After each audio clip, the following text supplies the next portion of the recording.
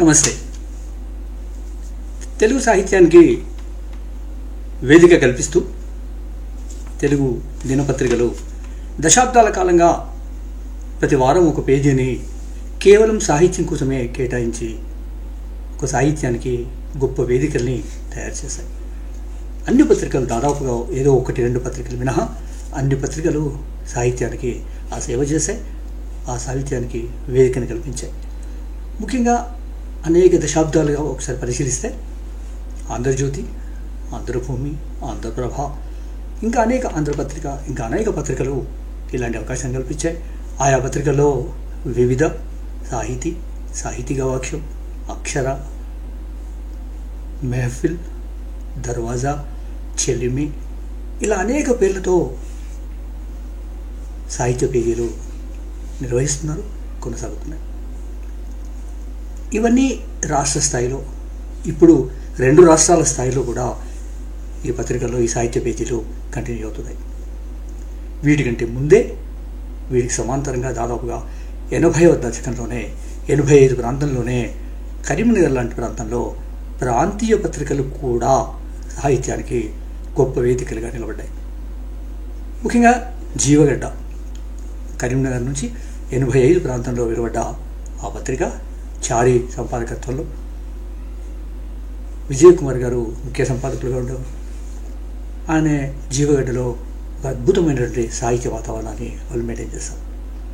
దాని తర్వాత 90వ దశకం ప్రారంభంలో మానేర్ టైమ్స్ అనే ఒక స్థానిక పత్రిక కూడా సాహిత్యానికి పెద్దపీట వేసింది. అదే క్రమంలో ఆంధ్రజ్యోతి కరీంనగర్ జిల్లా పత్రికలో విద్యుల్లత పేరు మీద వారం వారం ఒక పేజీని నడిపింది. దాని తర్వాత ఎంవిఆర్ శాస్త్రి గారి సంపాదకత్వంలో ఆంధ్రభూమి ఉత్తర తెలంగాణకు సంబంధించి 4 జిల్లాలకు ప్రతి వారం 2 పేజీల్ని మెరుపు పేరు మీద సాహిత్యానికి కేటాయించారు. ఈ అన్ని పత్రికలు అంటే జీవగడ్డలో సాహిత్య పేజీలో సాహిత్యానికి సంబంధించి విషయం వచ్చినప్పుడు నేను మానేరు తీరం పేర ఒక కాలం రాస్తాను. తర్వాత మానేర్ టైమ్స్లో నిర్వహించినటువంటి సాహిత్య పేజీకి సంబంధించి మానేరు తీరం అని ఒక కాలం రాస్తాను.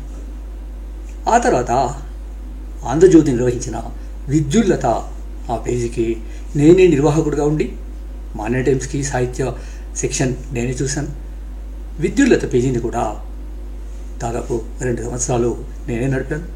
ఆ తర్వాత మెరుపు పత్రిక ఎప్పుడైతే ఆంధ్రభూమిలో మెరుపు శీర్షికన ఒక పత్రికను నడిపారో ఒక పేజీని 2 ఏళ్ల పాటు నడిపారు. దాన్ని కూడా నేనే చూశాను. ఆ క్రమంలో విద్యుల్లతలో మానేరు గలగల పేరు మీద, మెరుపులో వ్యూస్ అండ్ ఇంటర్వ్యూస్ ఈ పేరు మీద అనేక మంది ఉత్తర తెలంగాణ సాహిత్యకారుల ఇంటర్వ్యూస్ చేశాను.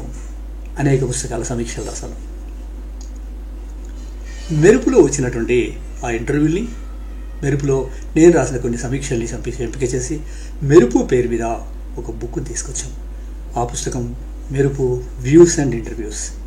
ఆ మెరుపుకు సంబంధించిన ప్రస్తావనే ఇవాళ వీడియోలో ఉంది. మెరుపులో ఎవరెవరు ఇంటర్వ్యూ చేశాం, ఎవరెవరు ఏం మాట్లాడారు, ఏ పుస్తకాల మీద నేను ఇంటర్వ్యూ చేశాను, అవన్నింటినీ చూడడానికి ఈ వీడియోని పూర్తిగా చూడాల్సిందిగా కోరుకుంటూ, ఒకవేళ పుస్తకం కావాల్సిన వాళ్ళు నన్ను సంప్రదిస్తే నా దగ్గర కాపీలు ఉన్నంత మేరకు నేను అందించే ప్రయత్నం చేస్తాను. ఇంటర్వ్యూల్లో ఎవరెవరైతే నాకు సహకరించి ఇంటర్వ్యూస్ ఇచ్చారో వాళ్ళందరికీ కాపీల్ని ఆ రోజే ఇచ్చేసాం. ఎంవిఆర్ శాస్త్రి గారు ప్రత్యేకంగా కరీంనగర్కి వచ్చి ఫిలిం భవన్లో సమావేశం పెట్టి ఆ బాధ్యతలు నాకు అప్పగించారు. ఆ పుస్తకం వేసిన తర్వాత ఐఏఎస్ అధికారి పార్థసారథి గారు కరీంనగర్లో ఆ పుస్తకాన్ని రిలీజ్ చేశారు. ఆ మెరుపుకు సంబంధించిన విశేషాలన్నీ ఈ వీడియో చూడండి. మానేరు గలగల, మానేరు తీరం విశేషాలు మళ్ళీ ఒకసారి చెప్తాను. ఎందుకంటే స్థానిక పత్రికల్లో సాహిత్యానికి అంత స్పేస్ ఇవ్వడం అనేది నిజంగా ఇప్పుడు ఊహించగలమా? అంత స్పేస్ ఇచ్చిన ఆయా కాలాల లాంటి సంపాదకులకి, నిర్వాహకులకి, నిర్వహణ బాధ్యతలు నాకు అప్పగించిన వాళ్ళందరికీ